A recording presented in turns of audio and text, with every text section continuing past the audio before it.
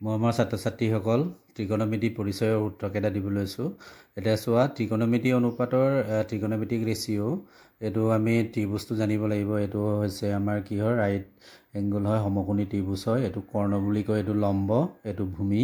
তাৰপিছতে আমাৰ এই কৰ্ণ এ বি চি এৰ সাপেক্ষে লৈছোঁ। এ বি চি ত্ৰিভুজৰ পৰা আমি গোটেই ত্ৰিকোণমিতিৰ অনুপাতৰ যিটো সম্বন্ধ এইটো উলিয়াব পাৰোঁ। মই আগৰ ভিডিঅ'ত দিছিলোঁ, নিশ্চয় এইটো বুজি পাইছে। তাৰপিছত এইটো এক্স অ' এক্স ড্ৰেছ, ৱাই অ' ৱাই ড্ৰেছ, এইটো ত্ৰিকোণমিতি খুবেই প্ৰয়োজন হয়। এইটো প্ৰথম চুক হয়, এইটো ফাৰ্ষ্ট কুৱেড্ৰেণ্ট, এইটো অল প্লাছ হয়। ছেকেণ্ড কুৱেড্ৰেণ্টত মাইনাছ প্লাছ, থাৰ্ড কুৱেড্ৰেণ্টত গোটেইখিনি কি হয়, মাইনাছ। তাৰপিছত ফ'ৰ্থ কুৱেড্ৰেণ্টত এক্সৰ ভেলু প্লাছ হয়, ৱাইৰ ভেলু কি হয়, মাইনাছ। তাৰপিছত এই some people have curly brown hair tangent perpendicular black বুলি মই দিছিলোঁ। ইয়াৰ পৰা আমি এইটো উলিয়াব পাৰোঁ। Sine A equal to 1 by cosec A, cos A equal to 1 by sec A, tan A equal to 1 by cot A, cosec A equal to 1 by sine A. এইটো কম্পিটিটিভ এক্সামতো খুব দি থাকে। Sec A equal to 1 by cos A, cot A equal to 1 by ten এ। আকৌ টেনৰ এটা formula আছে, sign A by cos A. Sign A by cos A equal two কি হয়, টেন এ হয়। কট এ ইকুৱেল টু কি হয়, কচ এ বাই চাইন এ, মানে টেনৰ উল্টাটো আৰু। তাৰপিছত ত্ৰিকোণমিতিক অনুপাত এইটো আমি জানিবই লাগিব। কচ 90 মাইনাছ থিটা ইকুৱেল টু কি হয়, চাইন থিটা হয়। তাৰপিছত চাইন 90 মাইনাছ থিটা ইকুৱেল টু কি হয়, কচ থিটা হয়। এইকেইটা এটা চাব, এইটো টেনৰ কি হয়, কট হয়। তাৰপিছত 90 মাইনাছ থিটা, কট 90 মাইনাছ থিটা ইকুৱেল টু কি হয়, টেন থিটা হয়। চেক 90 মাইনাছ থিটা ইকুৱেল টু কচেক থিটা, কচেক 90 মাইনাছ থিটা ইকুৱেল টু কি হয়, চেক থিটা। এইটো নিশ্চয় বুজি পাইছে ত্ৰিকোণমিতিৰ। ত্ৰিকোণমিতি অনুপাতৰ আমাৰ অবেদটো ত্ৰিকোণমিতিক অবেদ, আইডেণ্টিটিছ হয় ত্ৰিকোণমিতি। এইটো চাব, sign square theta plus cos square theta equal to 1 আৰু 1 plus tan square theta equal two check থিটা। ইয়াৰ পৰাই আমাৰ গোটেই ফৰ্মুলাকেইটা আমাৰ কি হৈছে, উদ্ভৱ হৈছে। এতিয়া ছাপোজ আমি এতিয়া sign square theta plus cos square theta equal কিমান বুলি ক'লে 1 বুলি ক'ম। আকৌ sign square theta equal two কি বুলি ক'লে 1 মাইনাছ কচ স্কোৱাৰ থিটা, মানে কচটো সিফালে লৈ আনিলে প্লাছটো কি হৈ যায়, মাইনাছ হৈ যায়। ইয়াৰ পৰা আমাৰ গোটেইকেইটা উৎপত্তি হৈছে, এইটো নিশ্চয় বুজি পাইছে। ত্ৰিকোণমিতিক অনুপাতবোৰৰ মাজৰ সম্বন্ধ এইকেইটা ফৰ্মুলা নিশ্চয় বুজি পাইছে। এইকেইটা ফৰ্মুলা জানিবই লাগিব। Tan theta equal to sine theta by root over 1 minus sine square theta, এইকেইটা জানিব লাগিব। Sine theta equal to root over 1 minus cos square theta, এইকেইটা জানিব লাগিব। ভালকৈ চাই লওক। তাৰপিছত এইটো চাব, cos theta equal to root over 1 minus sine square theta, এইকেইটা ফৰ্মুলা জানিব লাগিব ত্ৰিকোণমিতি। এইকেইটা চব এই sine square theta plus cos square থিটাৰ পৰা উদ্ভৱ হৈছে এইকেইটা।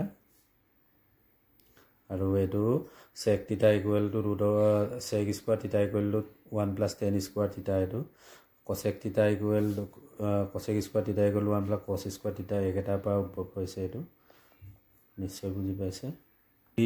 ত্ৰিকোণমিতি ডিগ্ৰী ওলোৱাটো মই এটা ভিডিঅ'ত দিছিলোঁ, নিশ্চয় এইটো ত্ৰিকোণমিতি বুজি পাইছে চাগে, আগৰ ভিডিঅ'ত মই দিছিলোঁ।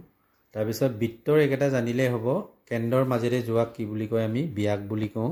আৰু কেন্দ্ৰৰ পৰা এইফালে বৃত্তৰ স্পৰ্শ, এইটো কি বুলি কয়, ব্যাসাৰ্ধ বুলি কওঁ। তাৰপিছত এইটো কেন্দ্ৰৰ মাজেৰে নোযোৱাটো জিয়া হয়। তাৰপিছত এইটো স্পৰ্শক বিন্দু হয়।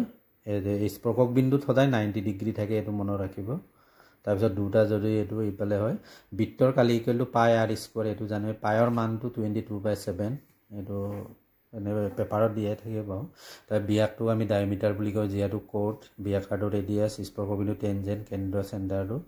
তাৰপিছত এইটো মনত ৰাখিব, এটা বৃত্তৰ কিমান স্পৰ্শক থাকিব পাৰে, অসীম সংখ্যক, মানে এটা বৃত্তৰ অসীম সংখ্যক স্পৰ্শক থাকিব পাৰে। এনেকাও স্পৰ্শক থাকিব পাৰে, এইটো স্পৰ্শক বিন্দু হয়। এইটো এনেকাও স্পৰ্শক থাকিব পাৰে, এইটো স্পৰ্শক বিন্দু। এনেকা ঢেৰ আমাৰ স্পৰ্শক থাকিব পাৰে, এইটো কাৰণে অসীম হৈ যায়, এইটো মনত ৰাখিব। এটা বৃত্তৰ স্পৰ্শকে ইয়াক এটা বিন্দুত ছেদ কৰে। কেইটা বিন্দুত ছেদ কৰে, ছাপোজ এইটো এটা বৃত্ত, ইয়াত আমাৰ এনেকৈ টানি দিয়াৰ লগে লগে এইটো এটা বিন্দুত ছেদ কৰিছে। তাৰপিছত এটা বৃত্তৰ দুটা বিন্দুত ছেদ কৰা এডাল ৰেখাক ছেদক বুলি কোৱা হয়, এইটোক ছেদক বুলি কয়। তাৰপিছত এটা বৃত্তৰ বৰ বেছি দুটা সমান্তৰাল স্পৰ্শক থাকিব পাৰে। এতিয়া ইয়াৰ সমান্তৰাল এইটো এনেকৈ বৰ এঠাই স্পৰ্শক থাকে, দুটা সমান্তৰাল থাকিব পাৰে। এইটো এটা সমান্তৰাল হ'ল আৰু এইটো এটা সমান্তৰাল হ'ল, এইটো মনত ৰাখিব। তাৰপিছত এটা বৃত্তৰ এডাল স্পৰ্শক আৰু বৃত্তটোৰ উমৈহতীয়া বিন্দুটোক স্পৰ্শ বিন্দু বুলি কোৱা হয়, উমৈহতীয়া বিন্দুটো। ইংলিছত দি দিছোঁ, নিশ্চয় বুজি পাইছে এইটো। তাৰপিছত আমাৰ আটাইতকৈ ইম্পৰ্টেণ্ট বস্তু হৈছে বিত্ত সম্বন্ধীয় কালি বিত্ত সম্বন্ধ বিত্তকলা চাপ আৰু এইটো অধিচাপ বুলি কয় চাপৰ আকৌ দুটা ভাগ আছে উপচাপ অধিচাপ তাৰপিছত আকৌ বিত্তকলাৰ গৌণ বিত্তকলা আৰু মুখ্য বিত্তকলা তাৰপিছত বিত্তখণ্ডৰ আকৌ গৌণ বিত্তখণ্ড আৰু মুখ্য বিত্তখণ্ড এটা এইটো এনেকা যদি দৰ দিয়া থাকে এইটো কি বুলি কয় মুখ্য বিত্তখণ্ড বুলি কয় আৰু এইটোতো বগা হৈ আছে এইটো গৌণ বিত্তখণ্ড বুলি কয় তাৰপিছত এনেকা হোৱাটো মুখ্য বিত্তকলা বুলি কয় আৰু এইটো কোৱাটো গৌণ বিত্তকলা বুলি কয় তাৰপিছত অধিচাপ মানে হৈছে এই ইয়াৰ পৰা ইয়ালৈ এটা মানে চাওক অৰ্ধতকৈ কম মানে অৰ্ধবৃত্ততকৈ কম এনেকা বৃত্তটোক যদি আমি এনেকা আঁকি যদি এনেকা দুভাগ কৰি দিওঁ তেতিয়াহ'লে এইটো এটা অৰ্ধবৃত্ত হৈ যায় এইটো এটা ভাগ হয় এইটো এটা ভাগ হয় বৃত্তৰ আধা হয় এটা মোষ্ট ইম্পৰ্টেণ্টটো এইটো বিত্তকলা কালিৰ সম্পৰ্কৰ সূত্ৰটো মানে ৰিলেশ্যনশ্বিপ বিটুইন দ্য চাৰ্কুল এইটো চাব তিতা কোণ এইটো তিতাটো 90 ডিগ্ৰী 60 ডিগ্ৰীও থাকিব পাৰে বৃত্তকলাৰ কালিত তিতা বাই 360 ইনটু পাই আৰ স্কোৱাৰ তিতা কোণৰ এটা বৃত্তকলাৰ এটা চাপৰ দৈৰ্ঘ্য হৈছে তিতা বাই 360 ডিগ্ৰী ইনটু 2 পাই আৰ তাৰপিছত মুখ্য বৃত্তকলাৰ কালি পাই আৰ স্কোৱাৰ মাইনাছ গৌণ বৃত্তকলাৰ কালি এইটো তাৰপিছত মুখ্য বৃত্তখণ্ডৰ কালি গ'লো পাই আৰ স্কোৱাৰ গৌণ বৃত্তখণ্ডৰ কালি গৌণ কেইটা মুখ্য কেইটাটো ধৰিব পাৰিছে এই ফৰ্মুলা কেইটা মুখত থাকিব লাগিব তাৰপিছত এইটো বৃত্তকলাৰ কালি বৃত্তখণ্ডৰ কালি এইটো ত্ৰিভুজৰ তিতা তিতা বাই 360 পাই আৰ স্কোৱাৰ ইকুৱেল মাইনাছ 1/2 ত্ৰিভুজৰ কালিটো 1/2 ভূমি ইনটু উন্নতি আছিলে এইটো ভূমিটো উন্নতি এটা বৃত্তৰ পৰিধি 2 পাই আৰ স্কোৱাৰ পৰিসীমাটো পৰিধিটোকে পৰিসীমা বুলি কয় বৃত্তৰ ব্যাস ইকুৱেল 2r হয় ব্যাসত সদায় দুটা ব্যাসাৰ্ধ থাকে এনেকা যদি আকৌ কেন্দ্ৰৰ মাজেৰে গ'লে এইটো ব্যাস বুলি কয় ইয়াতো এটা ব্যাসাৰ্ধ ইয়াতো এটা ব্যাসাৰ্ধ আছে দুটাৰে অৰ্ধবৃত্তৰ কালি ইকুৱেল 1/2 পাই আৰ স্কোৱাৰ মানে কালিটো পাই আৰ স্কোৱাৰ আছিলে বৃত্তটোৰ কালিটো ইয়াক অৰ্ধ আধা কৰি দিলে 1/2টো দিলে হ'ল